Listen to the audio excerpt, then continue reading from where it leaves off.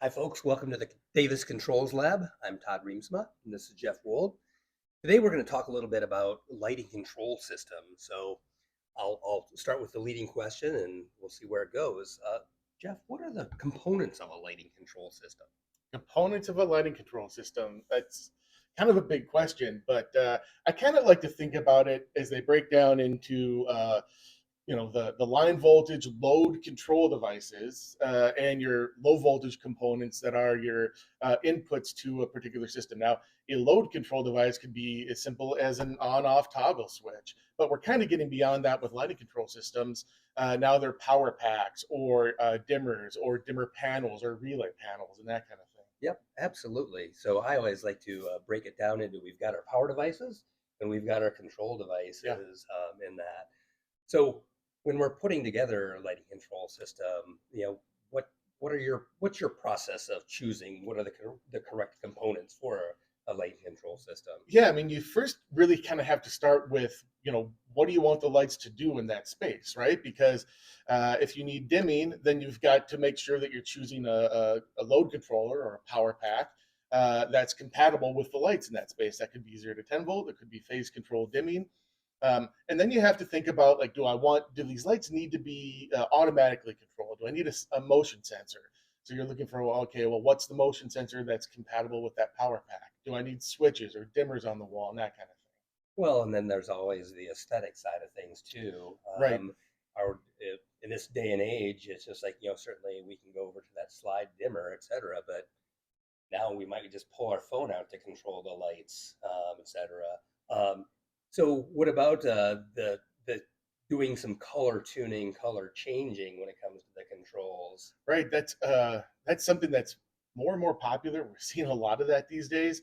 And really, what's happening is the cost of LEDs is coming down, and it's making it a little bit more cost effective to have color tuning, to have color changing in a room. And then you're looking at usually some kind of a color picker or a scene button or a scene station that has a number of different buttons that you can choose color from.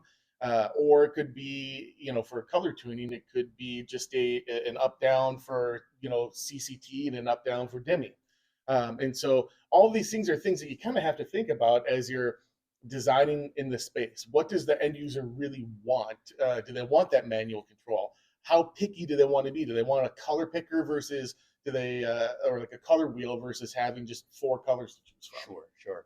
So how big or how small can I make a control system? Oh man, I mean, it can be as simple as a switch on a wall, right? And you might have that in an electric room. That's a really good example of a small control system. It's just a switch in a space, and it could be as complex as addressable fixtures that are, uh, each have their own sensor built into them that are networked to an entire control system in a building that ties into a building management system, and you have remote access to see the status of those lights from anywhere in the world. Like it can be that complex and big.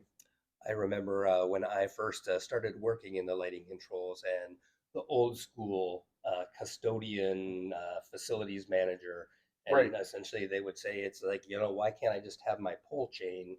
And nowadays you walk in and you talk to that facility manager, and they're like, it's like, look, I need control of my whole lighting system from my phone. Right. So is that something that you've seen? I've seen a little bit of a slower adaptation. I mean, we're in the Midwest, and the fact is that we tend to see some of these systems implemented more in the West Coast and East Coast, and then a few years later, it's becoming the norm in the Midwest. That's just kind of how we see these trends working, and so yeah, I've seen a little bit of everything when it comes to lighting control systems. Keep it simple, or I need to have it complex and to do X, Y, Z. All right, so here's my $1 million question. So for a lot of the folks that might be watching that don't do lighting controls quite often, just like what's your advice to how do you lay out a lighting control system and the lighting control components? Yeah, I mean, I think the thing is to become familiar with everyone's different products so you understand what you're specifying and how different systems differ from each other. Because a addressable system, a fixture addressable system, is going to go together in a very different way from a 0 to 10 volt power pack style system. So start with understanding what the different styles of systems are, and you know we like to see a lot. We see a lot of three name specs. We need to have multiple manufacturers listed on specifications, and so thinking about how is a system going to compare to other systems, so we're not specifying something that's a more complex system and then calling equal to something that can't quite do what you've specified. So like really understanding what the system capabilities are before specifying, I think, is kind of a good starting point. Absolutely.